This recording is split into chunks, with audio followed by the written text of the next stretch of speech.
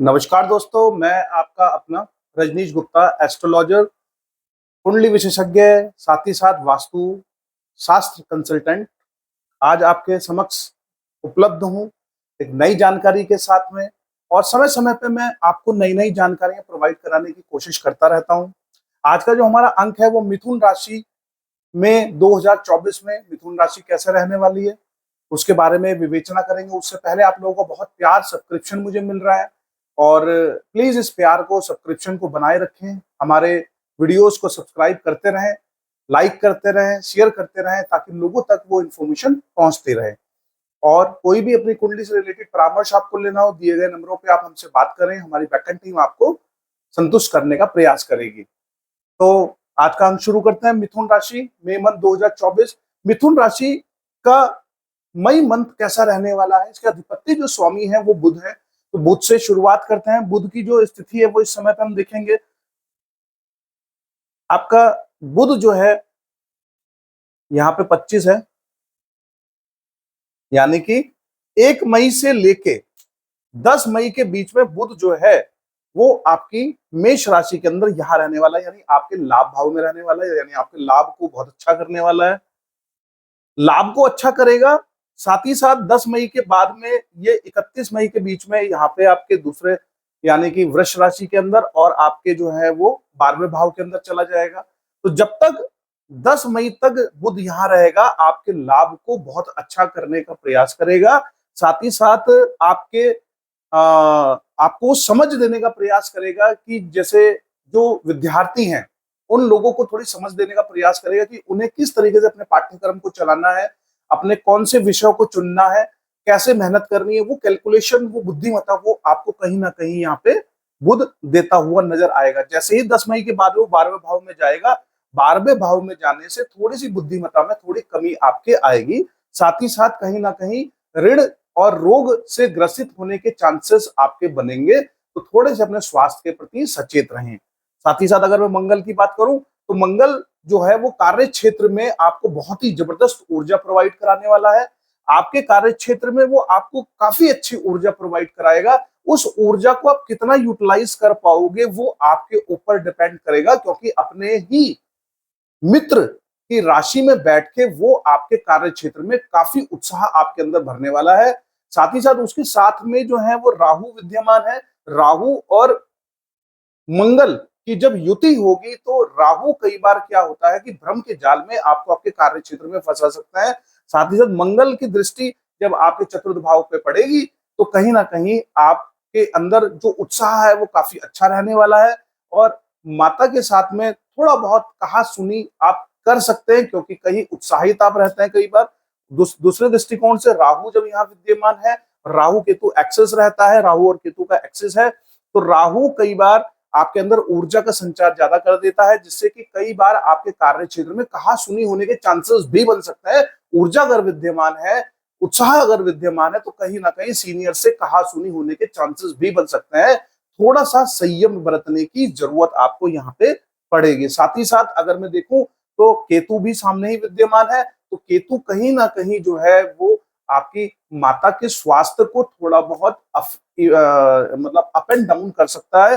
तो राहु और केतु का एक्सेस है, तो कहीं ना कहीं माता के स्वास्थ्य में अप एंड डाउन होने के चांसेस बने रहेंगे। तो प्लीज थोड़ा सा माता का ख्याल रखें। और इसके साथ में अगर हम आगे की बात करें तो हम देखेंगे कि सूर्य सूर्य जो है वो आपके यहाँ पे उच्च राशि के अंदर विद्यमान रहेंगे 1 मई से लेके 14 मई के बीच में। तो यानी लाभ बुध तो आपको सपोर्ट कर ही रहे हैं, साथ ही साथ सूर्य भी आपको सपोर्ट करना है। अपनी स्व राशि में बैठ के आपको जो है मतलब वो काफी ज्यादा आपके प्रॉफिटेबिलिटी और मित्रों से आपको बहुत सहयोग मिलता हुआ यहाँ पे नजर आ रहा है। साथ ही साथ यहाँ पे जो है जब आपका लाभ बढ़ेगा तो कॉन्फिडेंस लेवल बट नेचुरल आपका बढ़ने ही वाला है।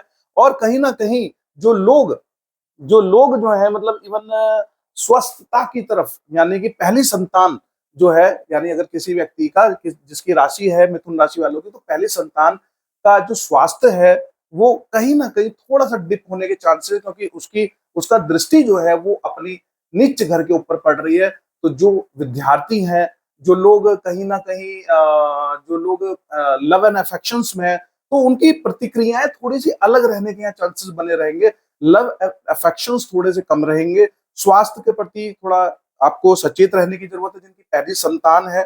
साथ ही साथ जो लव एंड अफेक्शंस है वो थोड़ा सा डिप होने के चांसेस यहाँ पे बने रहेंगे, लेकिन लाभ को जो है वो आपके प्लस करता हुआ नजर सूर्य यहाँ पे आ रहा है।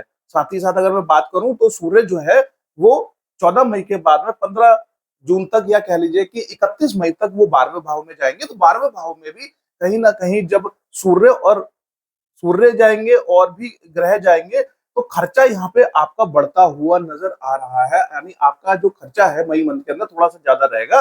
अगर मैं बात करूं यहाँ पे सूर्य जब यहाँ पे विद्यमान रहेंगे तो थोड़ा कॉन्फिडेंस लेवल, यानी कि आपका जो है 14 मई के बाद से थोड़ा कॉन्फिडेंस लेवल डिप रहेगा, कॉन्फिडेंस लेवल डिप रहेगा।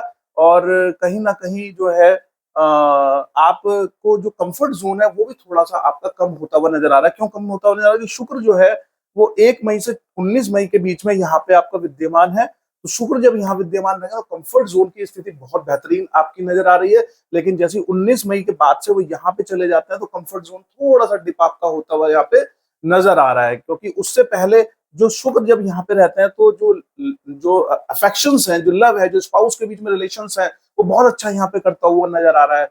विद्यार्थियों को काफी अच्छा कंफर्ट जोन देता हुआ नजर आ रहा है। लेकिन कहीं ना कहीं जैसे ही वो आपका 19 मई के बाद से वो यहाँ पे विद्यमान हो जाएंगे तो आपके कंफर्ट जोन में थोड़ी सी कमी आने के चांसेस यहाँ पे बने रहेंगे। थोड़ा सा रोगों से बचने की जरूरत है, क्योंकि कई बार जब 2 या 2 से 3 या 4 ग्रह जब यहाँ पे रहेंगे तो खर्चों की अधिकता रहेगी।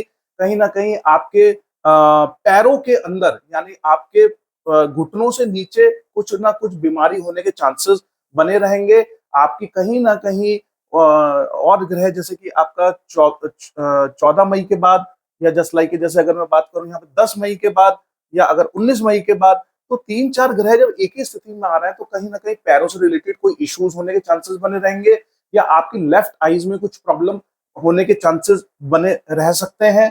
और साथ ही साथ ये जो घर है वो 2 नंबर राशि यानी शुक्र का घर है, तो शुक्र जब यहाँ पे आएंगे तो अच्छा तो करने की कोशिश करेंगे, लेकिन 12वां घर है तो कहीं ना कहीं थोड़े से चांसेस अप एंड डाउन होने के चांसेस बने रहते हैं। तो कहीं ना कहीं आपके यूरिनल इन्फेक्शंस या चीजों के होने के चांसेस भी बने रह सकते हैं। तो अपना थोड़ा सा ध्यान रखें। और साथ ही साथ अगर मैं बात करूं गुरु की, तो गुरु की स्थिति जो है आप देखेंगे, गुरु जो है यहाँ पे आपके 12वें भाव में बैठ के आपसे जो धन का व्यय है वो कहीं ना कहीं पाठ पूजा के अंदर खर्चा कराते हुए नजर आ रहे हैं। साथ ही साथ 1, 2, 3, 4, 5 आपके इस भाव के अंदर जब गुरु देखता है तो कहीं ना कहीं आपके लाभ भाव को बढ़ाने का कार्य करेंगे, आपके वाहन सुख को बढ़ाने का कार्य करेंगे, माता के प्रति सम्मान बढ़ाने का कार्य करेंगे। 5, 6, 7, 8, 9 यहाँ पे जब देखते हैं 9, तो जब यहाँ देखेंगे तो अल्टीमेटली गुरु की दृष्टि जब यहाँ पे आपके पड़ेगी तो कहीं ना कहीं आपके जो गुप्त चीजें हैं वो उभरने के चांसेस बने रहेंगे, यानी आपको बीपी, हाई शुगर, तो इस तरह की चीजें होने के चांसेस रहते हैं। लेकिन कई बार जब गुरु यहाँ से बैठ के यहाँ देख रहे हैं तो जो गुरु से रिलेटेड चीजें चली हुई आ रही हैं वो चीजें भी कई बार निदान होने के चांसेस बनते हैं, लेकिन वो चांसेस थोड़े कम रहते हैं, क्योंकि 12वें भाव में बैठ के उनकी स्थिति थोड़ी मजबूत होने की जगह कमजोर पड़ रही है। और जब वो यहाँ देखते हैं तो वो जो चीजें उनके साथ रिलेटेड है वो थोड़ी लंबे समय से अगर कोई रिलेटेड है, गुरु जो है वो आपको कहीं ना कहीं ऊर्जा देने का कार्य करते हैं, आपके रोग प्रतिरोधक क्षमता को सही करने का कार्य करते हैं। तो ये स्थिति यहाँ पे आपकी बनती है। साथ ही साथ अगर मैं बात करूं शनि की, तो शनि आपके जो है वो भविष्य स्थान में बैठे हुए हैं, यानी मिथुन के भविष्य स्थान में शनि का बैठना, तो शनि चाहते हैं कि आप अपने कार्य क्षेत्र में जो ऊर्जा है उसका सही संचार करें, सही दिशा में लगाएं, सही तरीके से कार्य करें, ताकि आपको रिजल्ट्स बहुत अच्छे यहाँ मिले। तो शनि आपके को प्रॉफिट देना चाहते हैं, जो आपके जीवन में चीजें जो मिलने वाली हैं वो आपको देना चाहते हैं, बशर्ते थोड़ा सा मेहनत करें, थोड़ा सा लोगों की हेल्प करें, ये चाहते हैं शनि आपसे। तो अगर आप शनि की बातों को ध्यान देंगे तो कई बार आपका वहां पे फायदा होगा।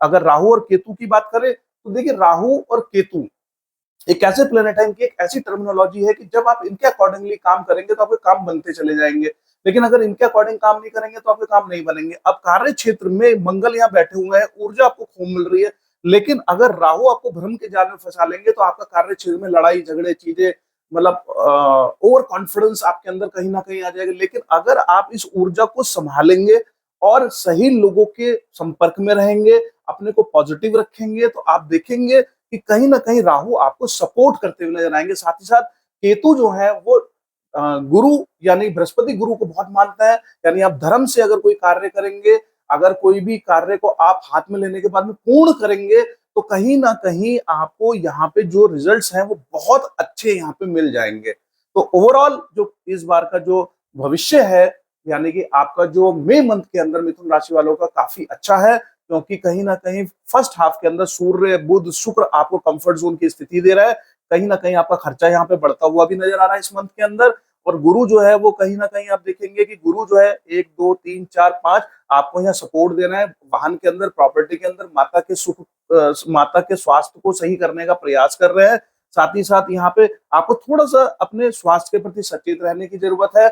शनि जो है वो आपसे चाहते हैं कि आपके कार्य क्षेत्र में आपको और भविष्य में यानी मई मंथ में आपको सारी सफलताएं मिले, लेकिन थोड़ा सा वो चाहते हैं कि आप मेहनत करें। तो ओवरऑल अगर मैं देखूं तो मिथुन राशि वालों का राशिफल बहुत ही उम्दा है, बढ़िया है। स्वास्थ्य भी कहीं ना कहीं जो है वो आप देखेंगे कि शनि की 1 2 3 यानी यहाँ दृष्टि पड़ रही है, यानी वो स्लो कर रहे हैं, यानी आपसे वो मेहनत चाहते हैं। 3 4 5 6 7 छोटे भाई बहनों के साथ में वाद विवाद करवा सकते हैं शनि। 7 8 9 10 ऋण के अंदर यानी रोग थोड़ा जनरेट कर सकते हैं। तो स्वास्थ्य में कहीं ना कहीं आपको सचेत रहने की जरूरत है। अपनी पर्सनैलिटी जो आपकी है वो उस पर कई बार क्या होता है कि हम अपने स्वास्थ्य के प्रति सचेत नहीं रहता। यहाँ पे किसी भी प्लेनेट की दृष्टि कम ही पड़ रही है, लेकिन मंगल 1 2 3 4 मंगल की यहाँ पे दृष्टि पड़ रही है। तो कहीं ना कहीं आपके अंदर वो ऊर्जा आपकी पर्सनैलिटी में कहीं ना कहीं दिखाई देने वाली है।